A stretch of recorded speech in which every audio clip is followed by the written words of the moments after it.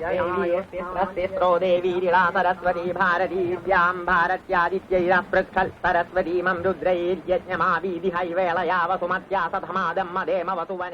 y a vraiment un désir d'être bien inscrit dans le monde. Beaucoup plus que de vouloir contrôler le monde. Je pense qu'il y a 3500 ans, bon là plutôt 2000 ans en l'occurrence pour ces enseignements-là, il n'y avait pas tellement de possibilités de tout maîtriser, la matière. Je crois que les humains à ces époques ne pouvaient pas contrôler aussi bien, bétonner aussi bien, déforester aussi bien, aller où on veut quand on veut aussi bien. Les humains étaient quand même dans une position plus défavorable vis-à-vis des forces de la nature. Et donc, il y a un renversement des priorités existentielles. La question, c'est de bien s'insérer. Qui revient en force aujourd'hui. Et oui. Et si ces enseignements venus du fond des âges, pour nous, réapparaissent aujourd'hui un peu comme un chaînon manquant, c'est parce que effectivement, ils sont certainement utiles. Bah, pour moi, ils le sont. Yoga Sutra chant. Patanjala Yoga Sutra Pataha Prathamodhyayaha Samadhipadaha Atha Yoganushasanam. Tout l'enseignement de yoga est donné, sous forme condensée, dans les 4 premiers sutras du Yoga Sutra. Ça semble incroyable, mais c'est vrai. En 4 aphorismes, tout est posé, mais chaque mot compte pour 1000 mots. Aujourd'hui, tout sera dit, et à la fois ce ne sera que le point de départ d'une grande aventure qui progressivement nous engagera à reconsidérer nos relations avec la langue et notre engagement dans l'existence. Atha yoganushasanam yogaschitta vritti nirodhaha tada drashtu swarupevasthanam vritti saropyamitharatra. Lors de notre première rencontre, nous avions vu, grâce à la Mandukya Upanishad, que l'être humain a 4 états, à 4 quarts. Eh bien, le Yoga Sutra a 4 pieds, 4 padas, 4 livres. Un premier livre qui déploierait très rapidement comment l'être humain passe d'un état non-voyant, ignorant, à un état voyant. Dans le deuxième livre, cet enseignement est réitéré, mais sous l'angle de comment faire, pratiquement, concrètement.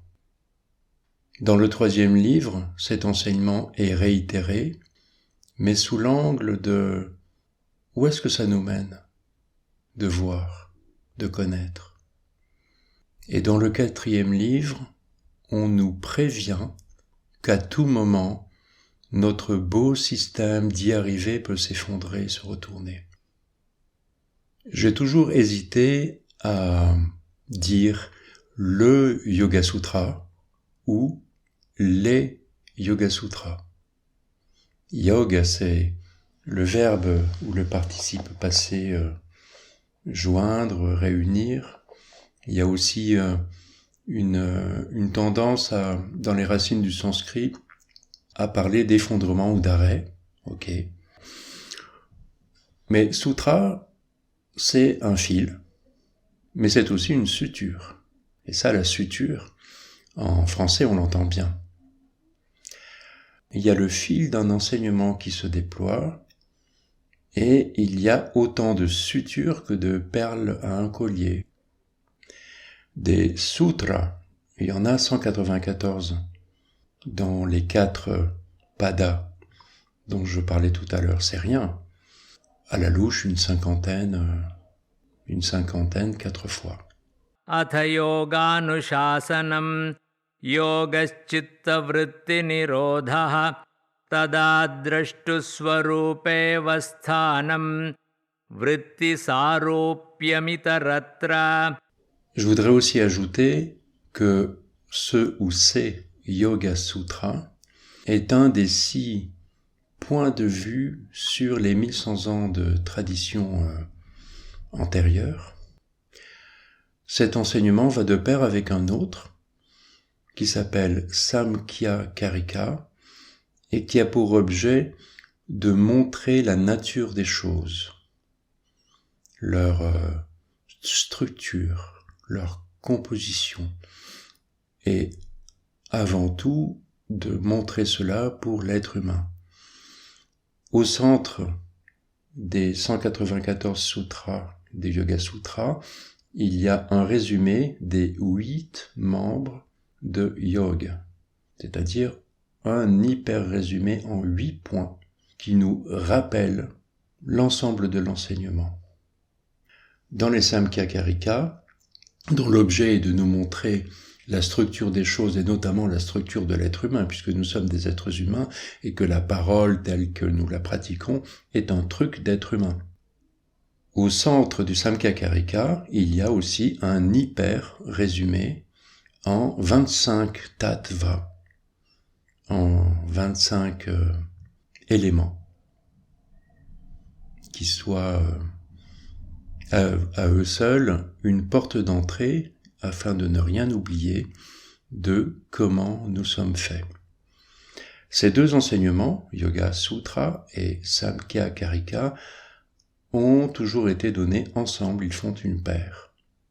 Parmi les 6 darshana, les 6 points de vue qui ont été rédigés, c'est pas le terme, qui ont été compilés au début de notre ère.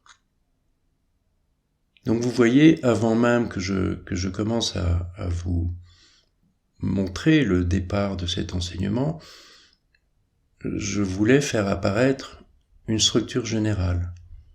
6 darshana, dont 2 qui font pair, qui nous occupent particulièrement, et qui sont toujours délivrés en écho l'un avec l'autre. Yoga Sutra et Samkhya Karika. Au cœur du Yoga Sutra, l'hyper-résumé condensé en 8 membres. Au cœur des Samkhya Karika, l'hyper-résumé condensé en 25 éléments. Les prémices d'une géométrie. Nous allons nous livrer à un travail de géomètre, un travail de correspondance, un travail de lecture et de vision, de correspondance entre macrocosme et microcosme, entre le fonctionnement de l'humain et le fonctionnement des choses. Nous allons arpenter. J'aime beaucoup ces images. Le géomètre, la géométrie et l'humain qui arpente, qui mesure. Ce sont des notions très importantes des sciences anciennes qui nous préoccupent là.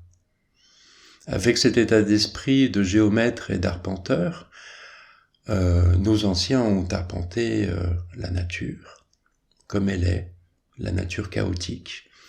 Et ils ont aussi arpenté le firmament visible la nuit, qui révèle ce cosmos, c'est-à-dire cette ensemble qui semble tellement bien réglé, alors que la nature nous semble complètement chaotique. Ou en tout cas, souvent chaotique. Le complètement, je le retire. Je vois que tu fais la moue. Oui, il y a quand même ne serait-ce que par le côté circulaire des saisons, donc il y a une organisation. Elle est perceptible tous les jours. Voilà. Alors que le soleil se lève, qu'il s'élève et qu'il se résorbe vers le crépuscule, oui, déjà. En tout cas, le grec, avec chaos et cosmos, nous montre la même chose que le sanskrit avec dharma, ce qui porte, ce qui soutient, et samsara, les cycles dans lesquels nous serions entraînés comme du linge dans le tambour d'une machine à laver, ou un bouchon dans un tourbillon aquatique. Samsara. Cosmos et chaos, dharma et samsara. अथ योगानुशासनं योगश्चित्तवृत्तिनिरोधः तदा द्रष्टुस्वरूपेव स्थानं वृत्तिसारोप्यमितरत्र. Le premier sutra des Yoga Sutras, Hatha Yoga Nusasanam. À présent, l'enseignement reconnu du yoga, comme le traduit en français Aliette de Grasse. C'est très simple. Les 2 premières rencontres qu'on a eues, c'était pour présenter ce sutra. En fait, il l'a été. Ce premier sutra a été amené par nos 2 premières rencontres et encore le petit préambule qui vient d'avoir lieu. Le à présent, l'enseignement reconnu de yoga, le à présent indique que cet enseignement de yoga plonge ses racines au-delà de 1500 ans avant le début de notre ère. Il y a plus de 3500 ans que cette tradition de l'humain désirant voir plutôt que ne pas voir est transmise, que ce soit à travers les Védas, que ce soit à travers la quête de pouvoir, que ce soit à travers la quête de liberté, la quête d'être, la quête amoureuse. Dans l'existence humaine, il y a depuis toujours une recherche, une façon peut-être aussi de ne pas être satisfait de la condition qui est la nôtre. J'ai toujours été frappé par le fait que on dise des humains qu'ils puissent être inhumains, alors que nous ne disons jamais cela d'un chat qui serait un chat ou d'une vache dans son pré qui serait un vache. Nous avons la possibilité d'être inhumains et nous avons la possibilité peut-être de devenir humains. En tout cas, il y a une latitude chez nous, les humains, une latitude de possible importante, qui se traduit là par regardons autour de nous, regardons la technologie, regardons les appendices et les prothèses avec lesquelles nous vivons, à commencer par nos vêtements, nos maisons, nos structures technologiques qui, il y a 2000 ans, amenaient de l'eau sur des aqueducs, qui ont fait tracer des routes pavées à travers le monde. C'est dingue, quand même, jusqu'aux moyens technologiques actuels qu'on connaît. Donc il y a ça chez l'humain. Et c'est bien de cela que le ou les Yoga Sutras s'occupent depuis fort longtemps. Ça fait 2000 ans que cette aide-mémoire, ce pense-bête, cette anti-sèche d'étudiants est transmise. Est-ce que tu as remarqué que un enseignant, avant de donner cours à l'université, produit une anti-sèche de son cours, un plan, une table des matières. Oralement, cette table des matières va être déployée par l'enseignant devant des étudiants. Le travail des étudiants, c'est de produire à leur tour une anti-sèche avec laquelle ils iront produire eux aussi un déploiement d'abord par écrit, puis lorsqu'ils seront enseignants eux-mêmes par oral. Et rien qu'au niveau de la transmission et de l'enseignement, tout de suite, nous sommes en rapport à un cycle de déploiement et de résorption. Comme les journées, l'aube, le midi, le crépuscule, la nuit. Vous voyez, comme la respiration. Il y a une expiration, un moment de suspension, de mystère. Une inspiration qui se déploie, qui se déploie, qui se déploie. Mystère, qui se renverse, etc. Le sanskrit appelle ça vritti, les cycles. En tout cas, voilà, ce premier sutra des Yoga Sutras, nous sommes en plein dedans. Ça fait longtemps que nous sommes dedans. Depuis que nous nous parlons, nous sommes dedans. Nous déployons, nous résorbons. Le deuxième sutra, Yogas Chitta Vritti Nirodha. Yoga est contrôle des Chitta Vritti. Yoga, on en a pas mal parlé. Il y a peut-être un problème avec ce mot contrôle. On n'a pas envie qu'un enseignement soit un contrôle. On aimerait que ce soit une joie, on aimerait être déjà arrivé à un résultat, et là, une première provocation avec ce mot nirodha, qui signifie tenir fermement dans sa main. Alors peut-être arrêter. Dans un dictionnaire de sanskrit au français, tu liras arrêt. Mais ça veut aussi dire contrôle, pour la même raison, tenir fermement dans sa main. Et là, si tu veux, il va falloir laisser en suspension ces deux possibles. Ah bon? Contrôle, peut-être. Arrêt, peut-être. On va très vite voir lequel des deux mots est le plus judicieux. Évidemment, c'est contrôle, puisque la traduction a été posée par Aliette de Grasse. Yoga est contrôle des chitta vritti. Chitta, on en a parlé beaucoup, c'est l'être humain. C'est peut-être l'esprit de l'être humain ou l'être humain dans son ensemble. C'est une question de regard, moi les deux me vont très bien. J'aime l'être humain dans son ensemble parce que l'esprit de l'être humain séparé de la matière de son corps me semble saugrenu et hors de propos, ne fait pas partie de la structure qui est mise en évidence dans les Samkhya Karika justement. Mais nous y venons. Donc pour nous qui avons déjà pas mal échangé et regardé ensemble comment est le monde, comment est notre propre structure, chitta, ok, vritti, on vient d'en parler très bien. Alors le chitta a des cycles. Ça c'est un premier élément. Ah bon? Oui, la respiration. On en parlait tout à l'heure. La digestion.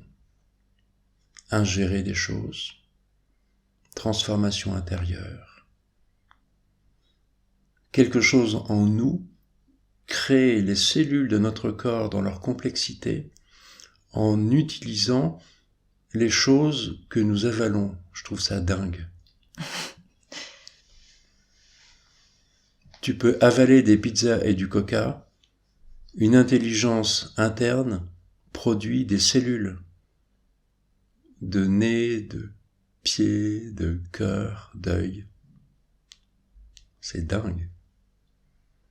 Et il y a une excrétion et un cycle comme ça, des vritti. Nous recommençons à nous alimenter quasiment tous les jours. Il y a des vritti. Il y a des fonctionnements, des cycles, mais qui sont des fonctionnements internes. Le sommeil. Et le sommeil profond, mystérieux qu'on a évoqué. La dernière fois. C'est vrai que tu as raison que la Mandukya Upanishad propose une vritti. Veille, rêve, sommeil profond, le 4e. Yogaschitta vritti nirodha. Yoga est contrôle des chitta vritti. Alors, arrêt de la respiration, arrêt de la digestion? Non. Mais contrôle. Et ça fait pas plaisir. Nous aimerions être déjà arrivés à la maîtrise. Mais l'enseignement nous propose de commencer par un contrôle. J'entends ce que un musicien, un apprenti musicien, va vivre en touchant un instrument de musique, un violon. on touche un violon, pour la première fois, il y a des chances pour que ce soit pas tout de suite une virtuosité, une maîtrise qui s'exprime, mais que ce soit d'abord un grincement disharmonieux. Et donc il va falloir exercer un contrôle. Il va falloir faire des efforts. Et puis il va falloir apprendre à relâcher ces efforts. Il va falloir apprendre à répéter, sans se prendre la tête, produire des cycles, des vritti, jusqu'à ce qu'émerge une harmonie à un moment donné. La possibilité d'une harmonie. Oui, la possibilité d'une harmonie. Elle émergera, peut-être. Alors, on en avait déjà parlé à propos de la Mandukya Upanishad, mais pour continuer à déployer ce sutra. Yoga et contrôle des chitta vritti. Ce serait bien de mieux montrer maintenant qu'est-ce que c'est que chitta. Dans la Mandukya Upanishad, ce chitta avait 7 membres et 19 bouches. Et dans le Samkhya Karika, avec les mêmes éléments, les sens, les organes d'action, la buddhi, l'intelligence, ahamkara, ce qui me fait agir, l'ego, manas, le mental. Et encore une fois, donc, les organes d'action, ils sont 5, les organes de perception, les organes des sens, ils sont 5. Et ils ne sont pas, leur présence n'est pas réitérée dans le Samkhya Karika, mais il y avait les 5 souffles. Oui. Et leur présence n'est pas réitérée dans les Samkhya Karika, leur présence est sous-entendue. Pour que ce soit très simple, il y a des sous-entendus. Mais bien sûr que nos 5 organes d'action restent portés par des souffles. Et le plus important, la parole, le plus créateur, en tout cas créateur de possibles et de futurs, le plus puissant de nos organes d'action, la parole, est porté par prana. Ce souffle qui est associé à l'expiration et qui va du bas vers le haut, passe par la gorge, la bouche. Voilà, alors, le chitta qui est décrit dans le Samkhya Karika, il est résumé à 25 tattvas. Et le chitta, tel qu'il est donné précisément dans le texte, est même résumé à seulement 3 de ces 25 tattvas. On rentre dans l'enseignement d'aujourd'hui. Yoga et contrôle des chitta vritti. On a bien compris l'histoire de la respiration et de la digestion, mais le propos de l'enseignement d'aujourd'hui, c'est d'aller plus loin. Donc, qu'est-ce que c'est que chitta? C'est le rôle des 25 tattvas des Samkhya Karika. Il est dit que chitta, c'est l'addition de la buddhi. Buddh, c'est l'éveil, le réveil de quand on dort. La buddhi, c'est l'intelligence d'éveil. Ahamkara, c'est l'ego, ce qui me fait agir. Manas, c'est le mental, notre organe d'action subtil. Alors voilà, ce chitta est donc l'addition de buddhi, ahamkara et manas. Regardons ce que cela signifie dans la réalité de nos êtres. Ahamkara, c'est moi, l'ego, un point de conjonction dans toutes les mémoires qui me font. Je suis le fruit des mémoires issues de tous les actes que j'ai faits, ce qu'on appelle l'acquis. Le fruit de mes actes, ce sont des mémoires, des sons, qui ont été engrangés et qui existent, à la fois en moi et dans le monde. J'ai agi, ça porte fruit en moi, je contiens une mémoire, mais j'ai agi avec d'autres. Donc ça contient des mémoires chez les autres, ça contient des mémoires dans le monde. Le fruit de mes actes n'est pas quelque chose qui est interne à mes entrailles. Il y a une résonance. Il y a une résonance avec le monde. Pour ce qui est des mémoires qui me constituent aussi, et qui sont le fruit des actes de ma généalogie, elles sont où ces mémoires? Elles sont dans mon ventre, ou elles sont dans le monde? Par mon ventre, j'ai accès aux mémoires de mes ancêtres. En tout cas, dans le plan conscient, à une partie. Mais quand je pars dans les mémoires de mes ancêtres, j'ai été très proche de mon grand-père qui a vécu d'une façon particulière les 2 guerres mondiales. Et cet homme-là, je l'ai connu jusqu'à l'âge de 3 ans seulement, et il m'a transmis énormément de choses sans me parler. En passant par une certaine ambiance que j'ai comme souvenir de lui, je me retrouve à avoir accès à des connaissances qui sont issues des guerres et de ce que lui a vécu. C'est incroyable. En passant par mes entrailles, je retrouve de l'instinct d'homme préhistorique, de chasseur, de cueilleur. C'est dingue. Ahamkara, ce qui me fait agir, ce n'est pas limité à ma seule histoire. Voilà, à moi et mon histoire. C'est bien plus vaste. Je pense que ce que nous évoquons là, je le sais par habitude de le transmettre, c'est la chose la plus difficile à tramer, c'est-à-dire à percuter, vraiment. Ahamkara, c'est un accès, vu de moi, un accès aux mémoires du monde.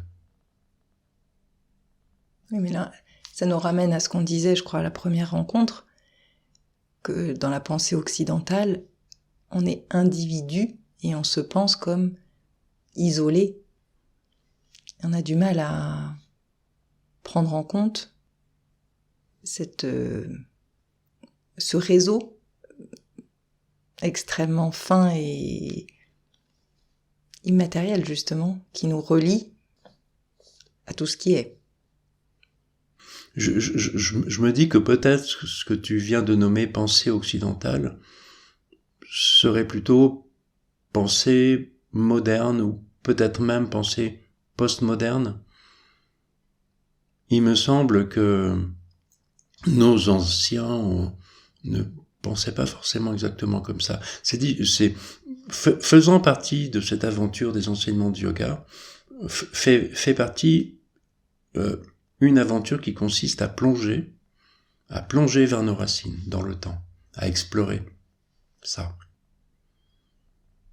Cet individu subjectif, alors je sais bien que la philosophie ramène ça à Aristote et Platon, la subjectivité, l'objectivité. Mais la façon dont nous l'entendons aujourd'hui, je crois, est peut-être assez récente. Et peu importe. En tout cas, elle n'est pas vraiment ancrée dans l'idée d'un cycle. Et il y a peut-être là une explication aussi. À ne pas sentir ce lien invisible, on va dire, ou subtil, qui nous relie.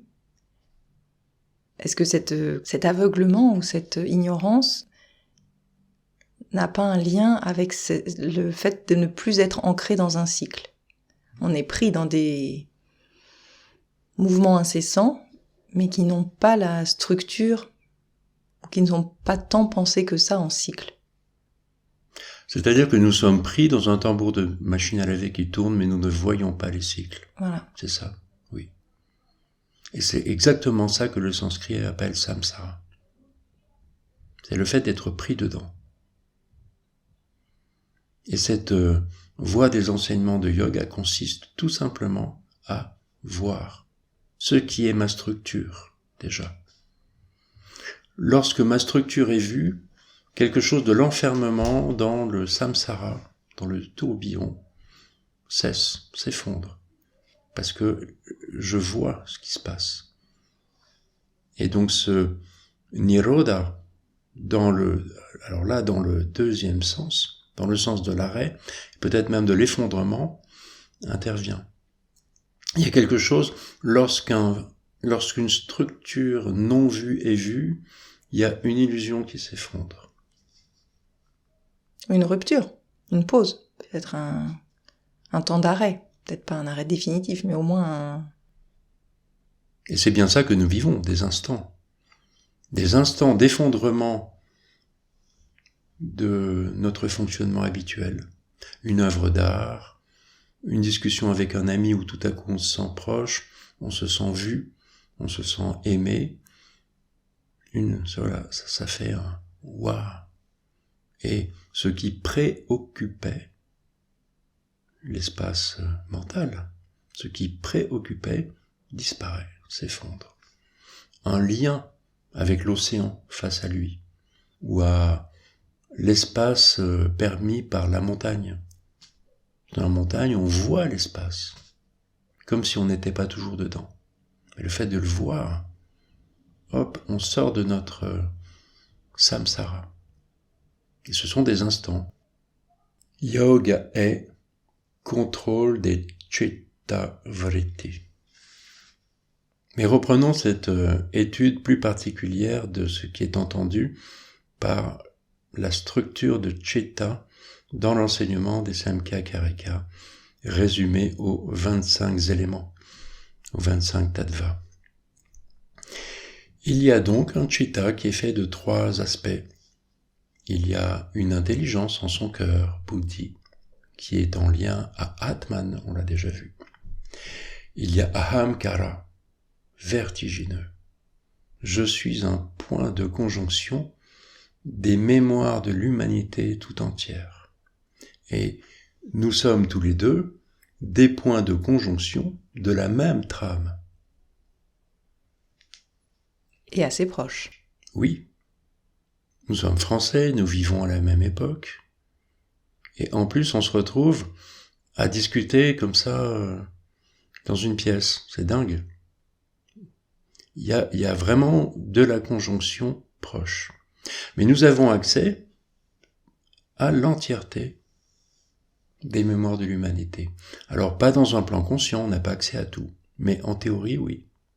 Nous aurions accès. Et d'ailleurs, bien des explorations nous permettent d'élargir le champ de nos possibles. Regarde les sciences. Tout le travail scientifique consiste à explorer ce connu-inconnu afin de le faire apparaître, de le découvrir. Et de l'expliquer. Alors très souvent l'expliquer, mais là j'ai utilisé le mot découvrir, exprès. Parce que la question n'est pas de toujours vouloir expliquer, la question de voir, c'est juste voir. Découvrir. Comme si ce qui était couvert ne l'était que par nos préoccupations. Nos préjugés. Oui. L'espace mental, c'est-à-dire l'espace entier que peut explorer l'indriya produite par moi, qui est nommé mental. L'indriya, ça veut dire organe. Moi produit, en fonction de qui je suis, un organe qui est le représentant de mon désir dans le monde. Cet organe subtil, qui n'a pas de consistance dans la matière, cet organe subtil peut rentrer dans mon œil comme une main dans un gant et aller saisir à l'autre bout de la pièce un objet. La fonction particulièrement volontariste du mental produit par moi à travers les 5 sens, à travers les 5 organes d'action aussi. Lorsque je désire, et oui, lorsque je désire parler, cet organe va utiliser les vibrations des cordes vocales et projeter dans le monde des vibrations que je désire projeter, L'organe mental va vibrer dans le monde ce que je désire vibrer. C'est dingue. Alors de là à penser que par ce phénomène que je viens de décrire, moi, produit l'organe mental, qui se charge de mes désirs et qui va les faire vibrer dans le monde. Il y a une projection de son, et donc peut-être que de la matière va venir s'agglomérer sur cette pensée qui a été émise, et peut-être que ce qui a été émis va prendre corps. On s'amusait l'autre fois avec cette histoire de « Oh chérie, et si nous achetions une maison ?» Mais n'est-ce pas comme ça que les choses fonctionnent? Oh chérie, et si nous achetions une maison et nous allons encore parler? Ah bon? Où? Quoi? Comment? Fais voir le truc que t'as vu sur le Bon Coin. Ouais, la photo est belle. Et tu vois, on continue à tramer, à projeter des sons jusqu'à ce que la chose prenne corps. Et si on allait sur la Lune? Et si on se défendait de ces méchants Allemands qui nous veulent du mal? Et si nous nous défendions de ces méchants Français qui nous veulent du mal? Etc., etc., etc. Donc là, on pose Manas en rôle d'émissaire. Oui. Mais cet émissaire a comme champ, c'est-à-dire cet organe a comme champ de possible l'espace entier. Encore faut-il qu'il y ait un espace. Si je suis totalement préoccupé, l'espace pour moi est rempli de préoccupations, exactement comme un agenda surbooké, saturé, ne permet aucune aventure nouvelle, autre que ce qui a été prévu dans l'agenda. Qui requiert quand même Manas. Oui, il y a Manas, il y a l'espace, il y a tout ça, mais lorsque c'est saturé, il n'y a pas de place pour une nouvelle aventure. Il y a seulement la place pour ce qui a été prévu. Je suis préoccupé. Faites de la place dans votre agenda. Ça va pas rester vide. Jamais. L'espace Akasha, c'est un espace fertile. Apparaît toujours quelque chose dans Akasha. C'est dingue. C'est de ça dont parle les Samkhya-Karika. Alors je reprends le fil de notre discussion. Chitta, c'est a priori 3 choses. La buddhi, ahamkara, le moi, manas, le mental. Mais vous voyez bien que, en fait, fait aussi partie de ce chitta, les 5 organes d'action, les 5 organes des sens, et les mahabhutas, c'est-à-dire les grands éléments, c'est-à-dire la matière, la terre, l'eau, le feu, l'air, et le 5e, Akasha, l'espace fertile. Ces 5 grands éléments, c'est ça qui va donner mon corps, en fonction de ce qui est vibrant, et qui est moi. Déjà le point de conjonction, eh bien, à l'intérieur du ventre de ma maman, avant même que, vous voyez, quand ça apparaît, il y a déjà de la matière qui commence à être comme magnétisée par les mémoires. Le corps que je vais avoir, même dans la vie intra-utérine, c'est une conséquence de ce chitta qui est déjà là, de ce moi. Il y a déjà une intelligence, il y a déjà une structure particulière à moi. Alors oui, et alors la forme apparaît. La forme apparaît selon la structure sonore. Et ça, c'est une correspondance dans le sens baudelairien des choses. Par correspondance, nous voyons bien que ce qui fait moi, fait que moi fait. Je vais pouvoir agir dans le monde comme moi est apparu. Incroyablement logique leur truc. Et je vais utiliser, moi va utiliser des potentialités qui existent dans le monde. La vue ne m'appartient pas, le toucher ne m'appartient pas, le goûter ne m'appartient pas, les 5 potentialités des sens ne m'appartiennent pas. Par contre, les 5 sens, c'est l'expression de Manas dans ses potentialités. Le sonore, en général, le tangible, en général, le visible, en général, le sapide et l'olfactif, c'est commun à tous. C'est commun aux animaux, c'est probablement commun aux plantes. Pourquoi pas aux pierres? Pourquoi pas aux êtres invisibles et pourquoi pas aux martiens? Aux extraterrestres ou je ne sais quoi. Ces potentialités sont là. Mais, selon ma structure, elles vont être investies d'une façon particulière. Moi ne vois pas comme tout le monde, ne ressens pas comme tout le monde. Mais ces 25 tattvas, bon, c'est anthropomorphique, et la langue l'est. La langue est anthropomorphe.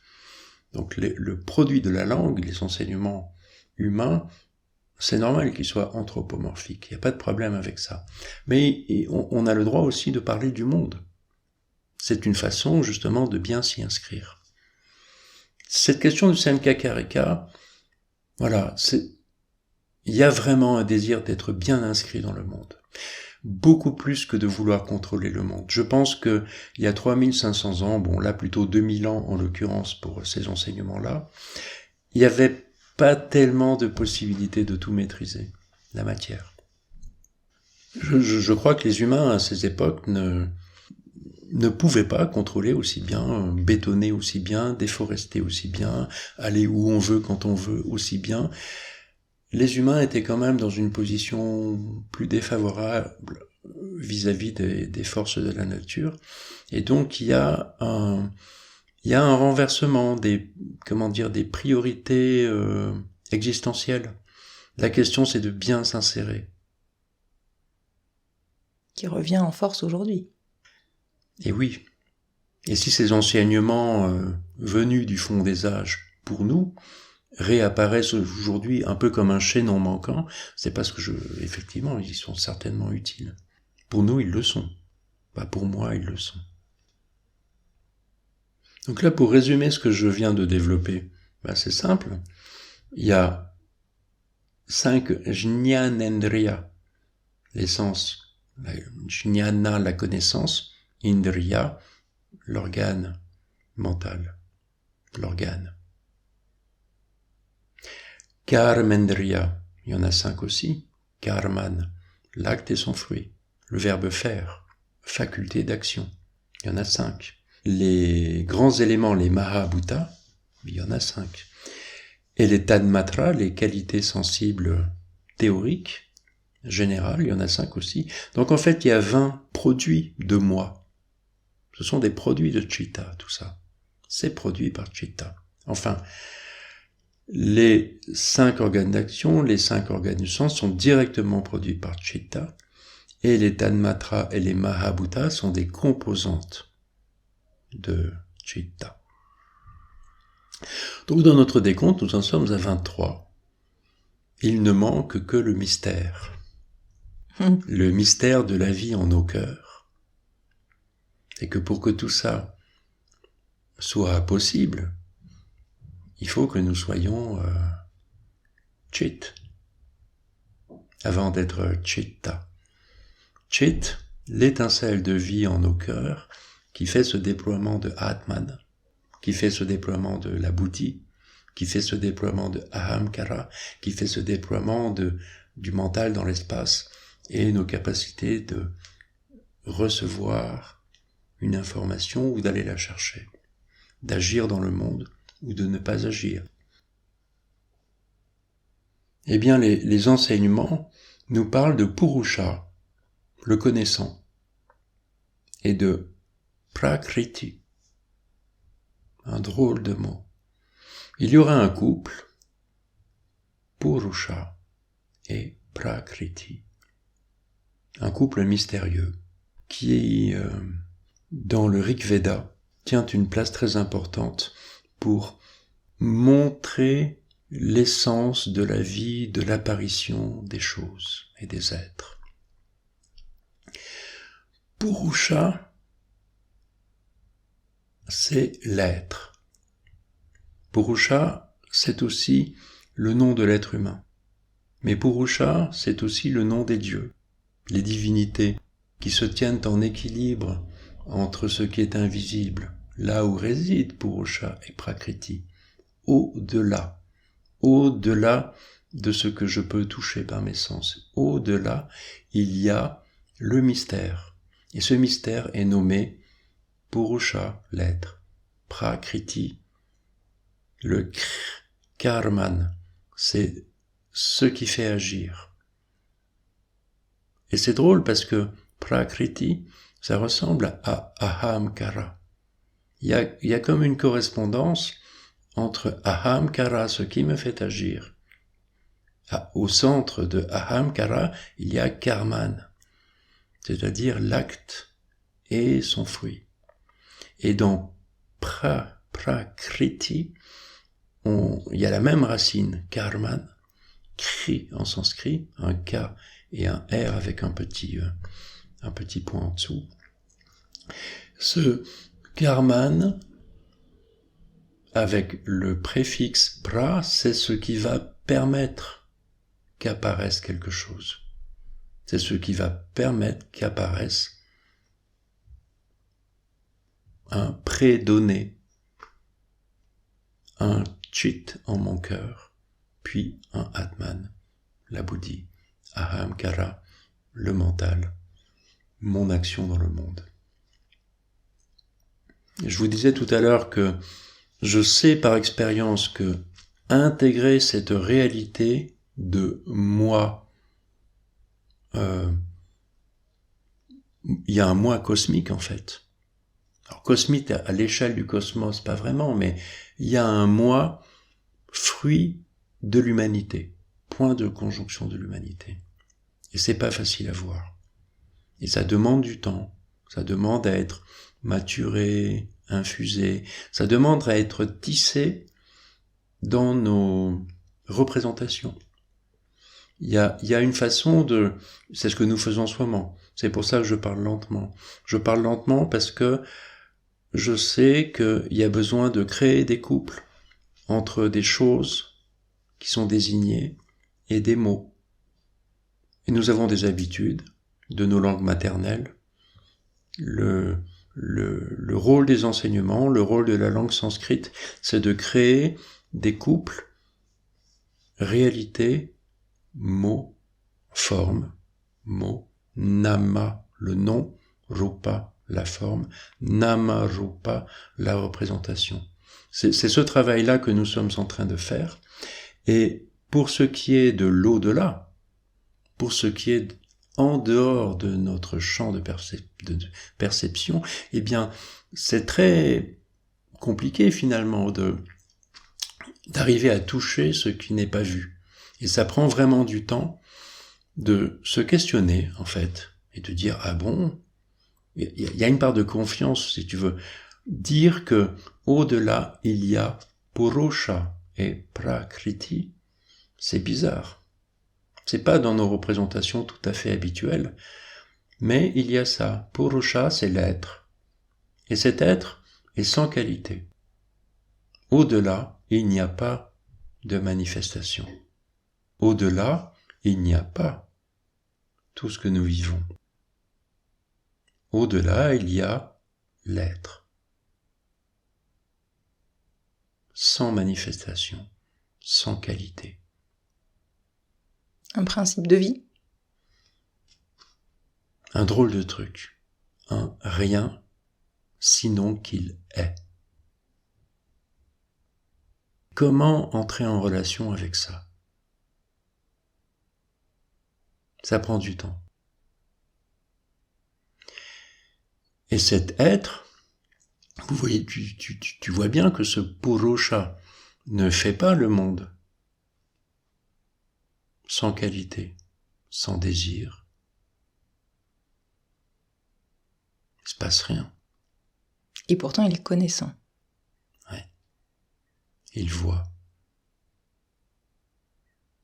Et il y a un deuxième point, enfin un deuxième mot, prakriti, ce qui est avant, mais ce qui permet karman, ce qui permet l'apparition.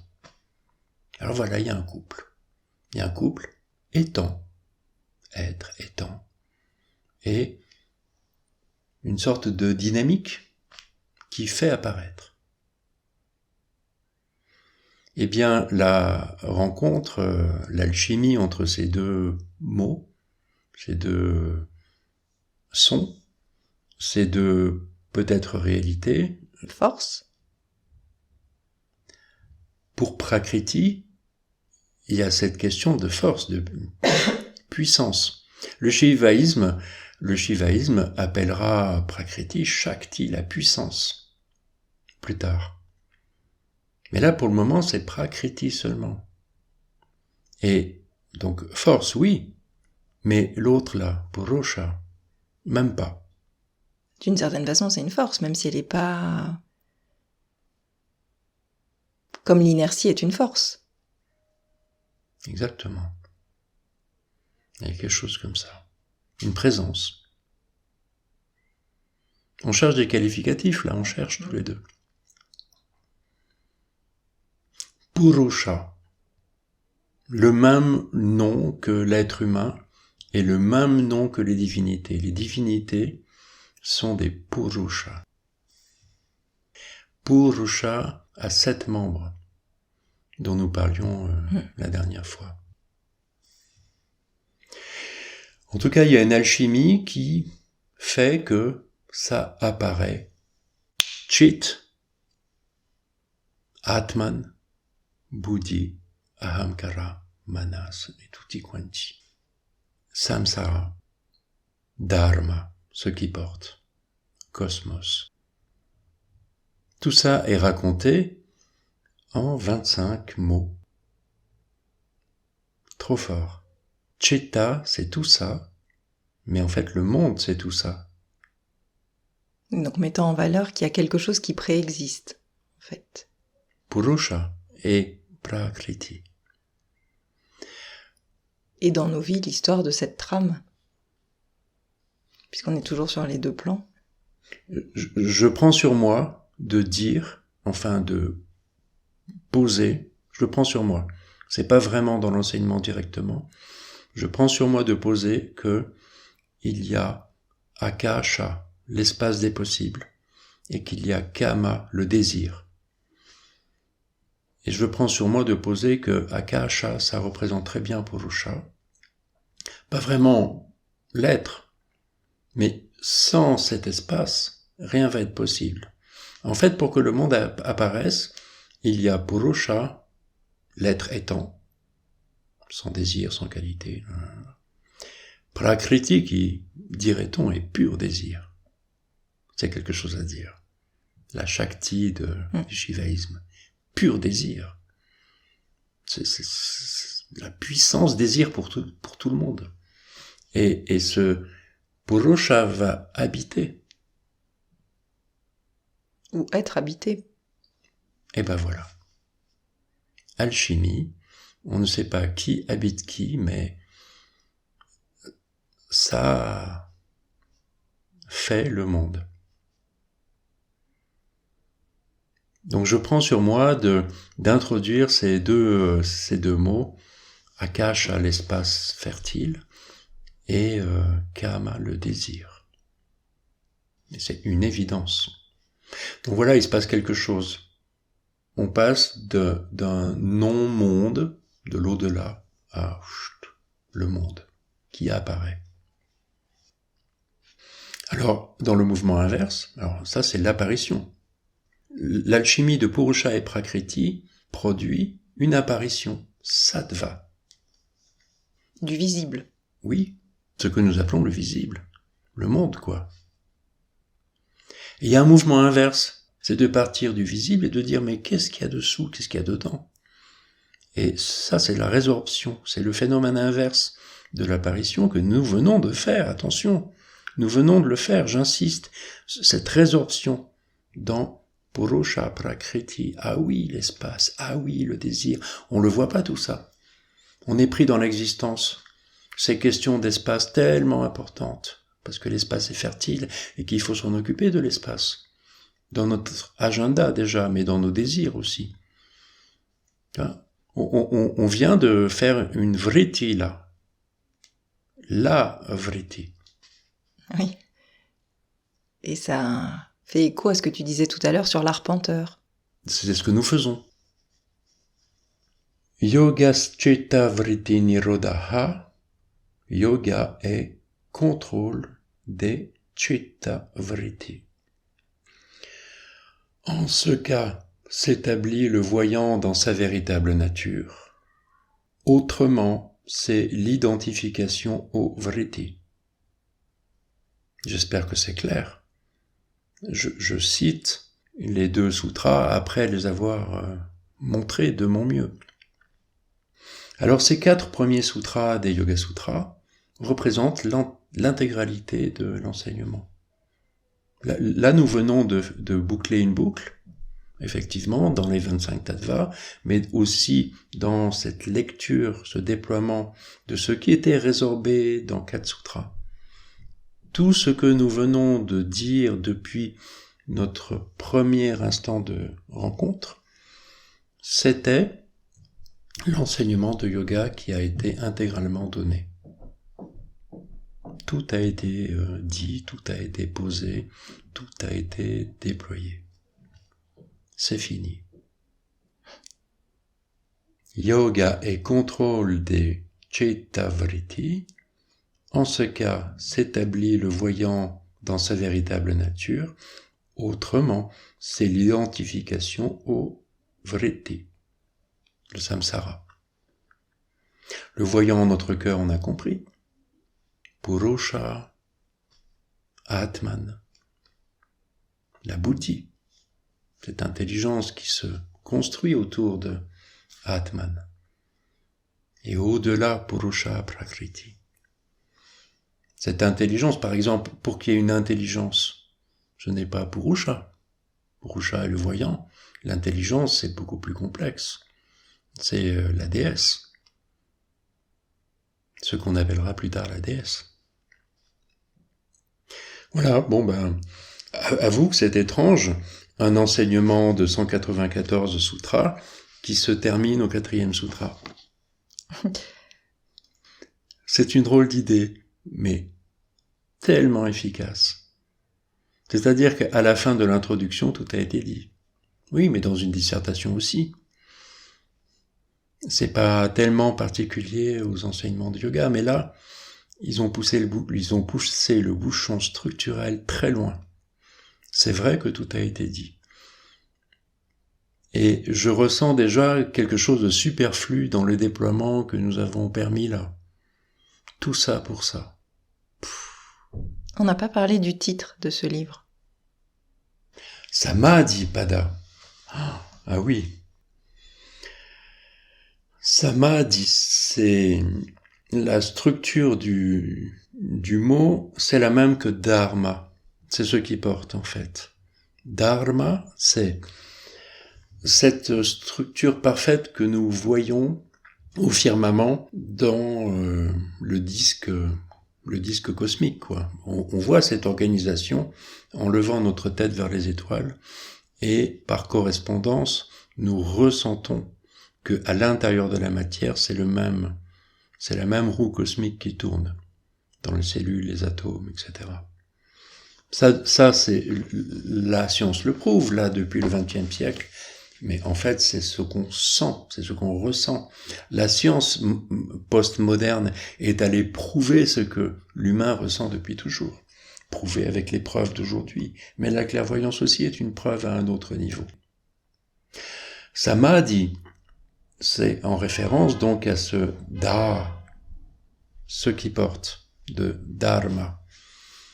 Et là, c'est le plein dharma, le plein cosmos. C'est-à-dire que c'est l'aboutissement de yoga. Yog se joindre à cosmos, dharma. Eh bien, ça se dit samadhi. Sam, la totalité. Di, c'est une déclinaison de dharma. Être en relation. Pleinement, samadhi. Être en relation de cœur à cœur, de atman à atman. Voir, samadhi. Et ça rejoint aussi cette idée de trame, c'est-à-dire voir comment on s'inscrit dans la trame et embrasser tout ça d'un seul regard. Il y a ces ruptures qu'on évoquait tout à l'heure. Le deuxième aspect de Nirodha, qui est l'effondrement, l'arrêt. Et l'arrêt de notre tourbillon intérieur, de nos préoccupations, eh bien, ce sont des instants que nous connaissons à chaque fois que, waouh, ça voit, à chaque fois que je percute quelque chose. Alors, en ce cas, s'établit le voyant dans sa vraie nature. À chaque fois que je percute un truc, à chaque fois que c'est vu, mais à chaque fois qu'il y a ce sentiment de joie, justement, quand je percute, il y a la joie. En ce cas, s'établit le voyant dans sa vraie nature. À chaque fois qu'il y a de l'amour, de l'amitié, c'est la même chose, la joie. En ce cas, s'établit le voyant dans sa vraie nature. C'est pas du tout un truc de dingue, mystérieux, on connaît très bien, mais nous n'avons que des flashs. Donc la question, ça va être de tramer, de tisser, de travailler cette relation pour qu'elle advienne... qu'elle s'établisse. Parce que là, c'est quand même un terme important. L'établissement, je ne l'ai pas vécu, mais la fréquence de mes relations, signalée par la joie, j'y travaille. Mais l'établissement du voyant en mon cœur, bon, le voyant est établi en mon cœur, ça, il n'y a pas de problème. Le problème, ce sont mes préoccupations. Je ne peux témoigner que de ce travail, de cette aventure, quoi, de être en relation, plutôt que être perché, ou être la tête dans le sable, ou être préoccupé, ou être, comme on dit quand on est très préoccupé, absorbé, surbooké, absorbé, en burn-out ou je sais pas quoi. Mais alors là, sur les 4 premiers sutras, donc on a tout un cycle qui a été accompli, avec cette idée que dans notre vie quotidienne, on ne peut le vivre que par instant, et tout l'enjeu pour installer cette continuité qui est visée dans le samadhi. L'enseignement continue. C'est ça. Alors nous allons explorer plus avant et plus en détail ce qui a déjà été dit.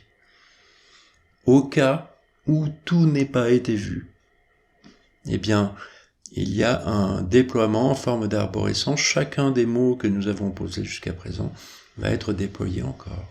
Chitta vritti, c'est vrai, c'est quoi en fait, précisément?